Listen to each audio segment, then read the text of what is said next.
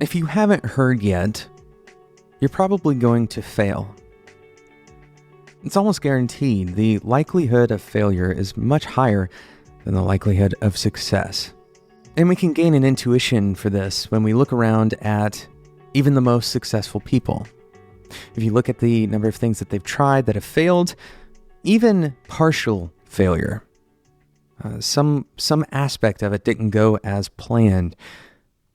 If we see those failures as part of their successes, then we write them off as success. But most of the time, even when we are succeeding, the steps we are taking to success are failures. And there's plenty of discussion that we can have in the philosophical realm or even in the kind of physical science realm that may help us understand why that is and come to terms with that reality. But once we've accepted the likelihood of some kind of failure, and once we've accepted the fact that that failure, the characteristics of that failure are difficult to predict, then what's next? What do we do with this information? How do we prepare to fail in a way that ultimately helps us? We're going to talk about preparing for failure in today's episode and hopefully give you a new perspective on what it means to prepare for failure. My name is Jonathan Cottrell, and you're listening to Developer Tea. This show exists to help developers like you find clarity, perspective, and purpose in your career. So there's a lot of things that we do in our careers that end in failure. And we need to understand that failure is not a binary concept. There is very little that we do in our lives that has an absolute label, like failure or success. Instead, most of what we do, especially in our career, has different trade-offs. We trade off one value for another, one incentive for one cost. So this is perhaps the first perspective that we need to adopt, that there are very few true, pure failures. You've probably heard this saying, it's a kind of a cheesy saying, the only true failure is giving up. And in some ways, this is how we should look at this. The only way to have a pure failure is to set out to do something, to achieve some kind of value-driven goal, and then subsequently accomplish nothing. We very often think that success means meeting all of our goals, optimizing every aspect of our decisions. But often, success is more like a sliding scale. Instead of thinking about it as a stepwise concept where either you are successful or you aren't, kind of a dual response to the situation, you can imagine that there are different levels of success and there are different dimensions of success. Inside of every kind of failed attempt is some kind of value. For example, imagine that you try to create a company from the ground up.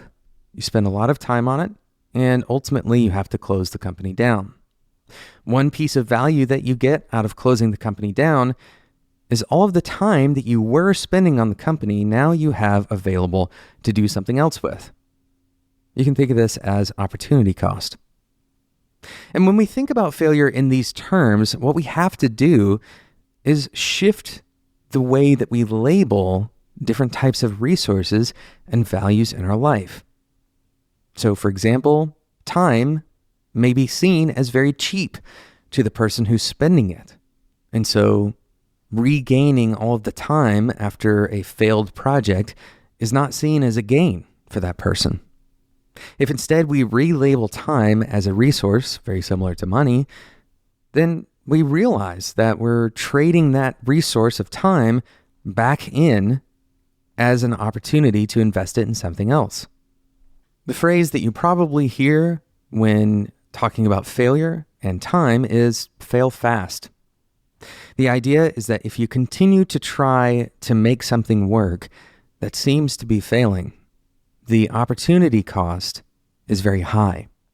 You spend a lot of time on something that is unlikely to succeed in the end, and you experience more failure than if you were to, for example, quit early and try something different.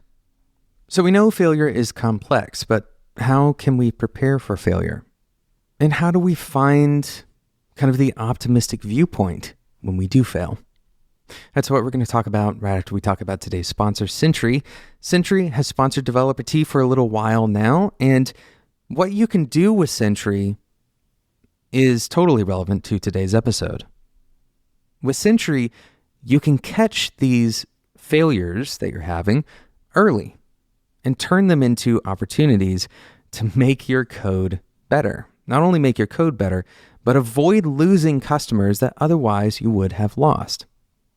That's because Sentry notifies you when the error occurs rather than you waiting on your customers to let you know when the error occurs in your software.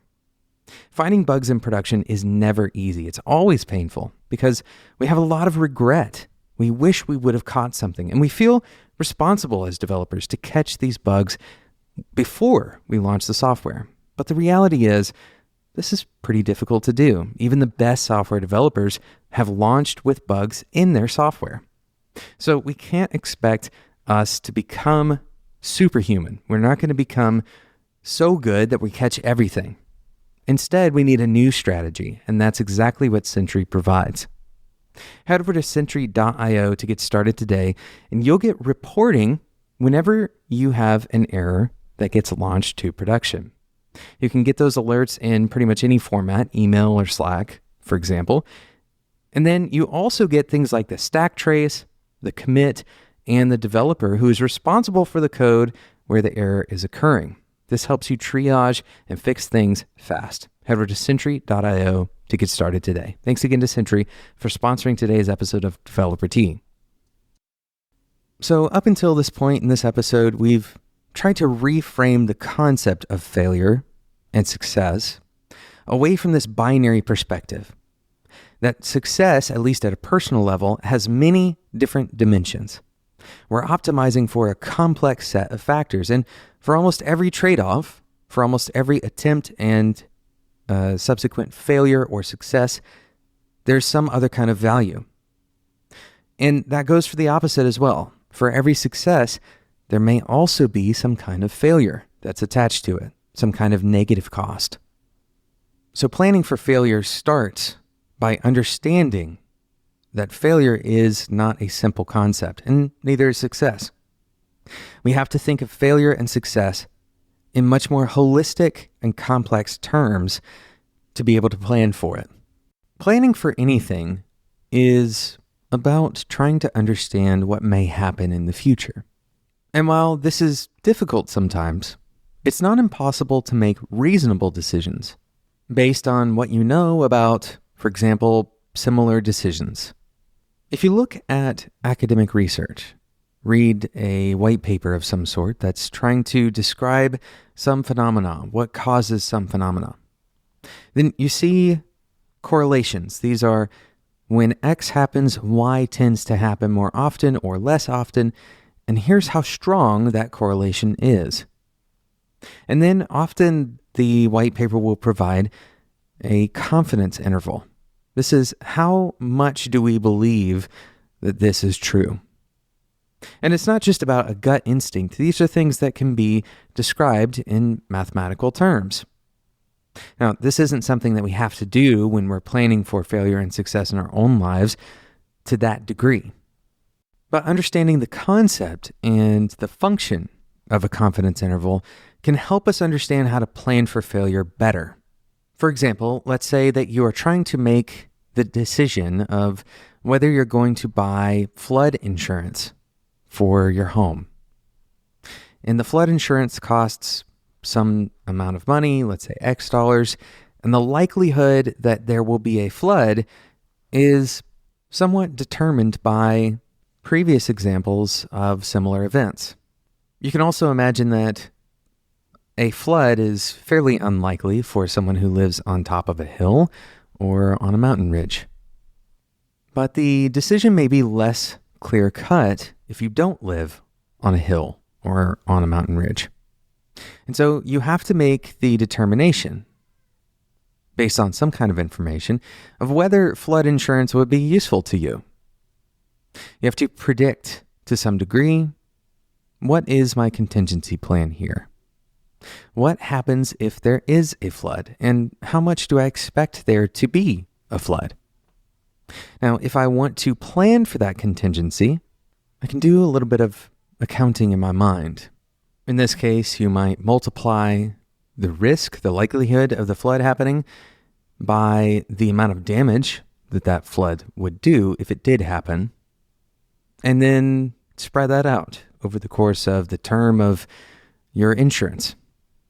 We don't need to get too heavy into the specifics of how you may do this kind of accounting, this kind of math, but the whole idea here is to try to understand your failures, your contingency situations that are failures in terms of their impact.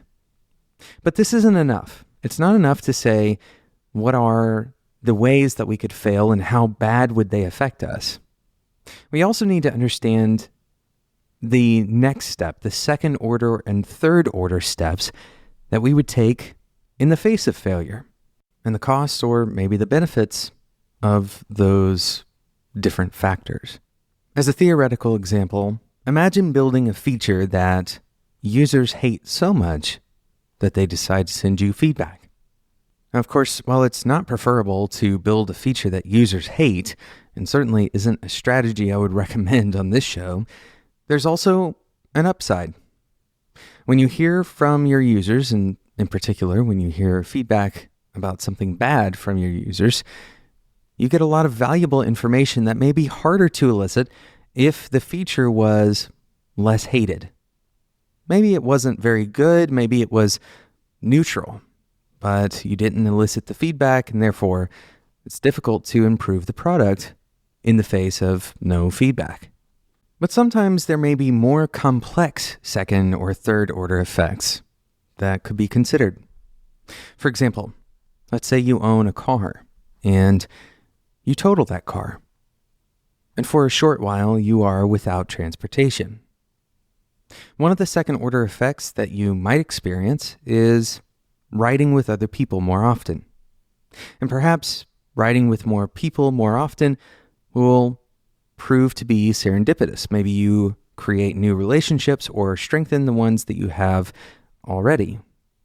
Or maybe if you are close enough to work that you could walk, but you previously didn't because you had a car and it was convenient, maybe you will experience some positive physical effects because you're exercising more often. And once again, although you wouldn't go and total your car in order to improve your relationships or your physical health, when we create plans for failure, these are the kinds of things that we may want to think about. Always imagining both the upside of the downsides and the downsides of the upsides. And to add even more fuel to the complexity fire, sometimes things are not better or worse, but just different. The change may adjust your life in some way, and it's not necessarily a bad thing or a good thing. It would be hard to categorize as a success or failure, even if you were looking at it on its own. So when we're planning for software building, and we have some kind of goal in mind, and we don't hit that goal. Maybe we have a goal to launch some software by a certain time. And despite any kind of arguments we may have about deadlines being good or bad for software development, we run over that deadline. Well, what can we pull from this? What are some positive effects of this? One positive effect is that in the future, we may be a little bit more conservative with our estimations. Perhaps an unexpected positive effect could be that whatever your launch date, your new launch date that went past that deadline is, it could be better for the market. It could be timed better for the market. Perhaps by running over the deadline, the people who are working on that software become more familiar with it. They have more time between development cycles to rest and understand the software to a deeper level. So, although we can make a very good argument that launching early is a better option, there's also a good argument to be made that launching late has its own benefits. We shouldn't discount these benefits, and we shouldn't fake them either. We shouldn't try to overstate our positive attitude or our optimism about a given failure. We should be able to call a failure, but we also need to understand that in order to succeed in the future, we have to find ways of optimizing our situation in a failure or in a success. Thank you so much for listening to today's episode. Thank you again to Sentry for sponsoring today's episode. Head over to Sentry.io to get started catching bugs before your users do today. Today's episode wouldn't be possible without Spec.fm. Spec was created for designers and developers who are looking to level up in their careers. If you like the content on Developer T, you're going to love the other content on the Spec Network. Head over to Spec.fm to find other shows that are built just for you. Thank you again to today's producer, Sarah Jackson. My name is Jonathan Cottrell, and until next time, enjoy your tea.